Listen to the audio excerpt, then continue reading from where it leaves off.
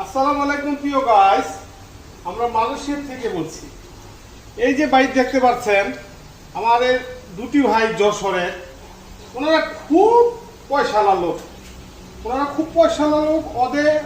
ওদের প্রয়োজন জমি কেনা আর জমি কেনা। এই জন্য ওদের এই একটি মাস আর এই দুটি মাস,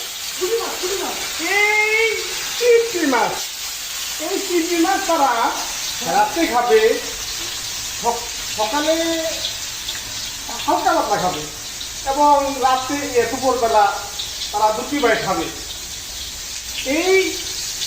এই খানা খেয়ে তারা পয়সা পাতি সব জমাচ্ছে আর তারা জমি কিনছে। একটি ভাই রানা, একটি ভাই রাসেল, তাদের বাড়ি যশোর।